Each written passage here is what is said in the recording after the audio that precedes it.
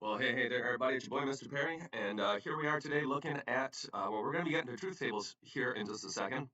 But first, we're going to look at a couple of sample questions from the College Board. So these are the kind of questions that we're going to learn how to handle in this lesson as well as the next lesson. So this just kind of gives you an idea of what we're kind of building up towards. Here we have three Boolean variables set to true and false values.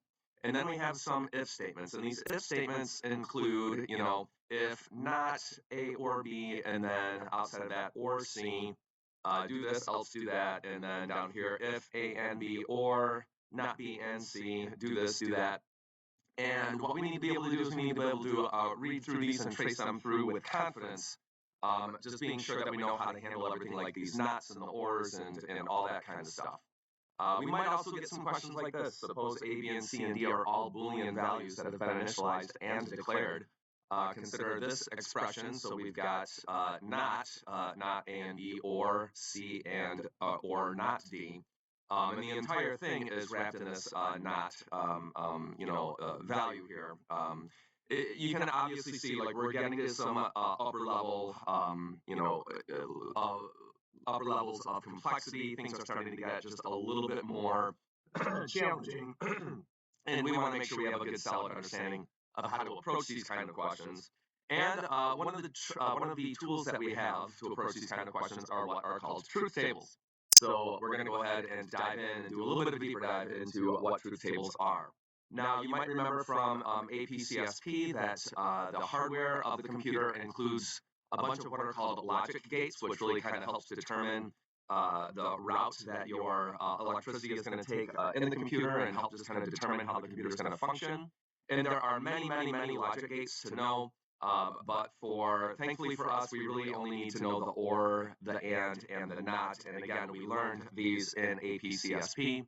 But in Java, when we're talking about and, we're again looking at expressions that include the and sign, in which case, both this and this must be true. For the or expression, we've got the up and down lines, the vertical lines, two of them side by side, which means or, and that means one or both of them must be true. And then we've got the exclamation point, which means we have to take the opposite. So if it's true, it gets flipped to false. If it's false, it gets flipped to true. And it turns out that that not sign can actually affect our statements in a number of other ways as well. So let's start with just kind of some basics. How to write truth tables for multiple Boolean conditions. So just to review from the previous lesson video, to create a truth table that has two conditions, a condition A and a condition B, you make a column for A, a column for B, and you always go true, false for A, and then true, false for B. And this guarantees that you're testing all possible combinations of condition A and condition B.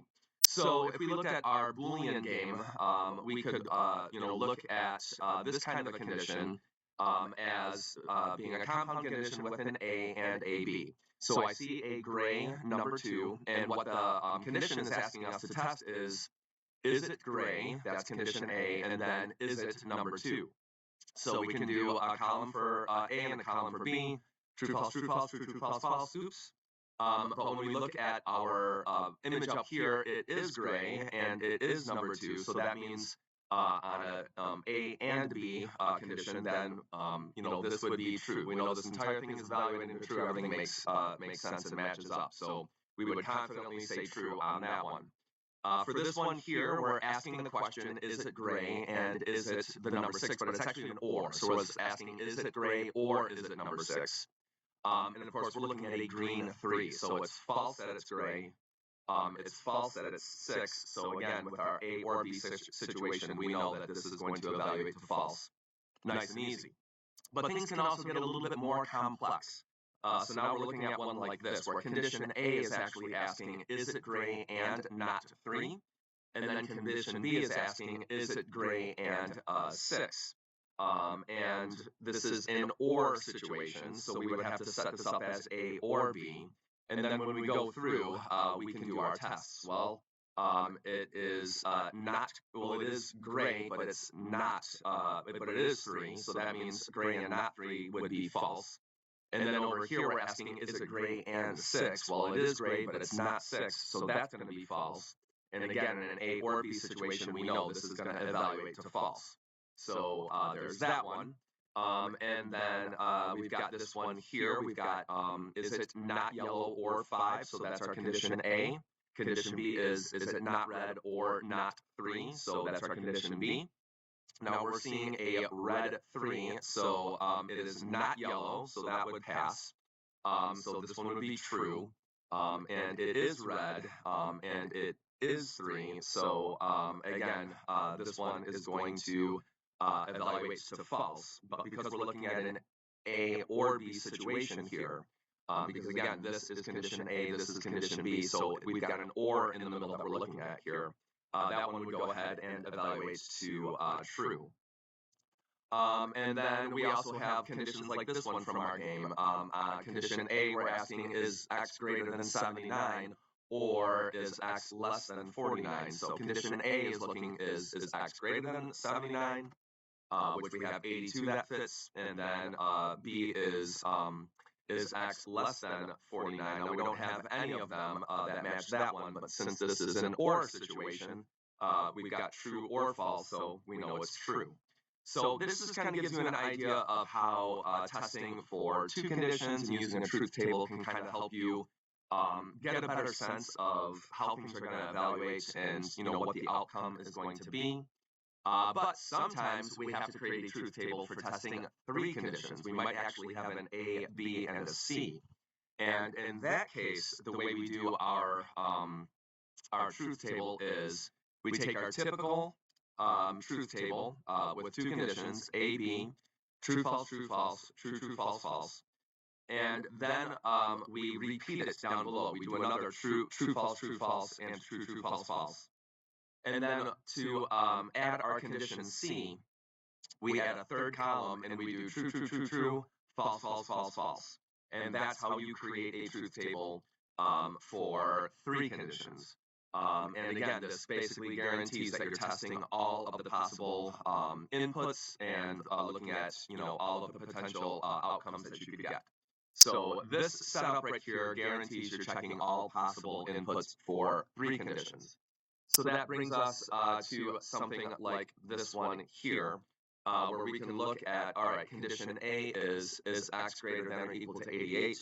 Condition B is this one right here, is x less than or equal to 90. And then condition C is this one over here, not x is greater than 22.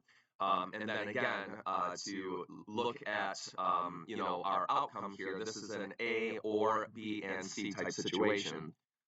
So we would, look at our, which of these numbers actually fulfills all of those requirements. Well, we would go ahead and look at our B and C first, just because we want to evaluate our ands first. So for number one, sorry about that. We got some announcements coming on this morning. Anyway, so we're looking at, all right, is x less than or equal to 90? So obviously all of these would fit that. But then is x, all right, so is x greater than 22? But then we're also going to be flipping that. So we need to look, is x less than or equal to 22? Which again, number one is the only one that fits that one. So we've got condition one, or the number one that would make both of these true. And then at that point, because we know that this would evaluate to true, it really doesn't matter if x is greater than or equal to 88, because this is an or situation, so that one can be false. And we're still going to land in an all true situation when we look at A or B and C. If B and C are true, then the whole thing is going to become true. And again, that's because we evaluate our ands first, and then we can look at the or, but again, the or doesn't matter at that point. So this just kind of gives you a sense of how truth tables can kind of help break things down and all of that. But what we really use truth tables for in this class more than anything else is we have to do what's called testing for equivalence. So what the College Board might do is they might give us different combinations of condition A and condition B, and we have to figure out which ones are equivalent. So truth tables are a tool we can use to tell whether or not one Boolean expression is equivalent to another one. And we say that Boolean expressions are equivalent if the columns that represent them have the same true or false values. So what we're going to do is we're going to look at a couple of different columns here, and we're going to see whether or not they are equivalent. So for example, is not A and B, which we're looking at right here, equivalent to not A and not B? And again, the only way that we do that is to fill out this truth table and figure out what values end up going here and what values end up going here, and then seeing, well, if this column matches that column, then you know they are equivalent. But if there's any variation between the two, then they are not.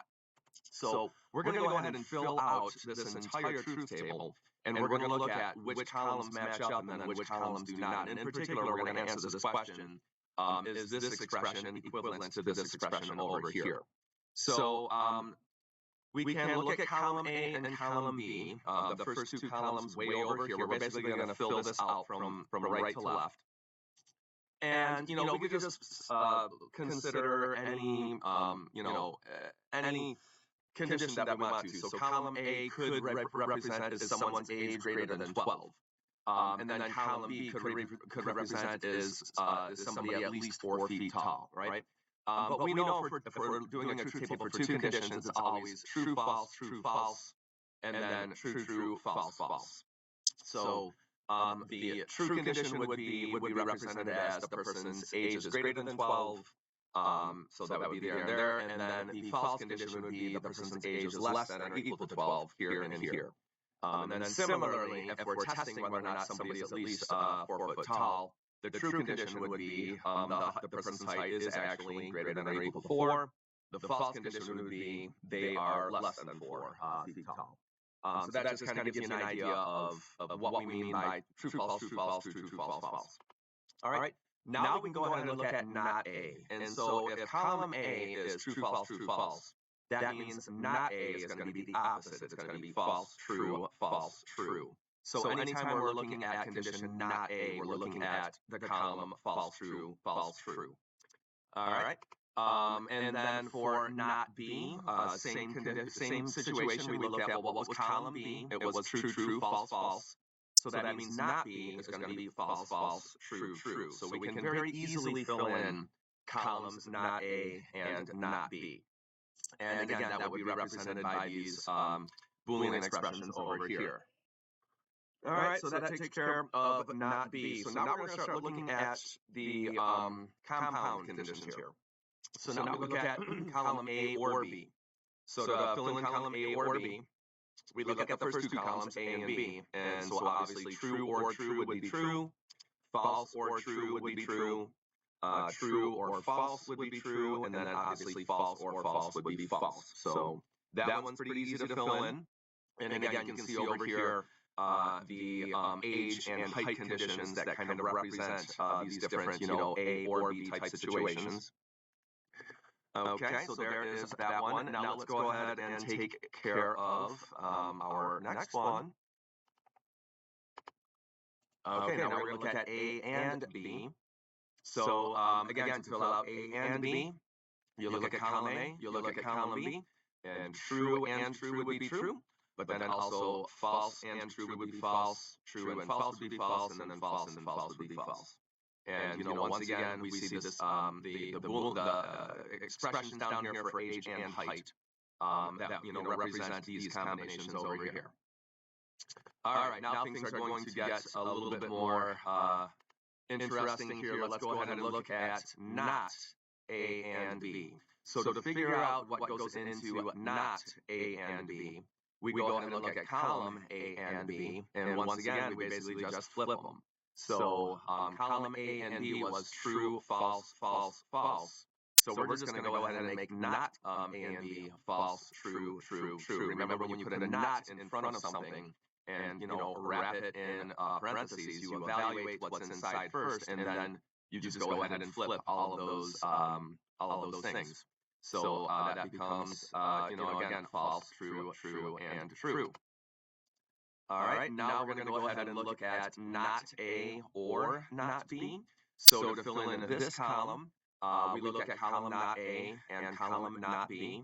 And so obviously false or false, or not, yeah, okay, so column not A and not B are here and here. So false and false or false would give us false.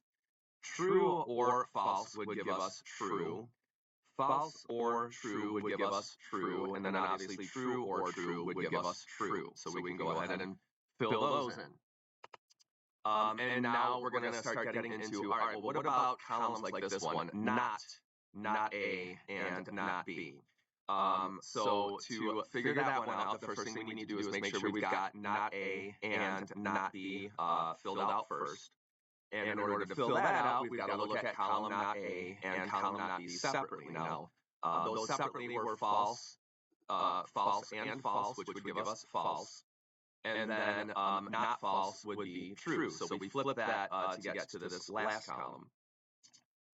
Let's see, false and, I'm sorry, true and false will give us false for not A and not B. And again, if we now just need to negate that, then this would become true for the column we're looking to fill in. Now we've got false and true, which we know is going to evaluate to false in the not A and not B category. And then again, if we flip that, it's going to flip to true. And then finally, true and true is going to give us a true in the not A and not B. And then again, if we flip that, we're obviously going to be flipping that to be false. So that's how we end up filling in this column over here. And now we can go ahead and start to look for equivalence. So one thing we might take note of is we do have two columns on this truth table which are equivalent. Not A and B is this column here, which was false, true, true, true. And that actually is equivalent to not A or not B, which was this column here, and that's false, true, true, true as well. So when you fill in these two columns, you can take note that not A and B is actually equivalent to. Okay, so anyways, the whole point here, sorry, I keep getting interrupted by announcements. So the whole point here is anytime your columns match up, like you see right here, that means those Boolean equivalent, those Boolean expressions are equivalent. Now the two that we were looking at originally is not A and B equivalent to not A and not B. And the answer is no, they are not equivalent because these two rows right here don't match up, and then the bottom two rows do not match up. So if they don't match, then you know the Boolean expressions are not equivalent. But again, it's really hard to answer this kind of a question without kind of building your way up to it, which is why we have this kind of mega truth table that we're working with here. So you can kind of see how one column gives you the answers that you need for the next columns. So now we can start to look at and hopefully understand a little bit better how to approach situations like this. So let's see, Boolean A is equal to true, Boolean B is equal to false, Boolean C is equal to true, and we need to figure out what's going to print by looking at all of these. So the first thing we would need to do is we would need to get into here, and we would need to say, all right, we've got an A or B situation. So let's see, true or false is going to be true, but now we need to flip that to be false. So we end up with false on this side. All right, so again, A is true, B is false, C is true. So we can actually use a color coding kind of system to do this. If we go through again, this whole thing is going to end up being false because we know that in the inside of this becomes true, but then it gets flipped and it becomes false. However, C over here is true, so that means false or true is going to evaluate to true, which means we're going to go ahead and print W, and we're going to skip the else. All right, but now we need to hop down to here, and we need to look at this one. So again, we can kind of use our color coding system. We're going to start with true and false. So we know that whole thing is going to be false because that's what we get with an and. And then it's or, all right, not B and C. Well, let's see, not false is true, and true. So that means true and true on this side is going to be true. So once again, we're looking at a false or true type situation, which means we're going to print the Y, and we're going to skip the Z. So what's going to print on this one? We're going to get WY. And there you go. All right, so truth tables can be used to prove that two Boolean expressions are identical or equivalent.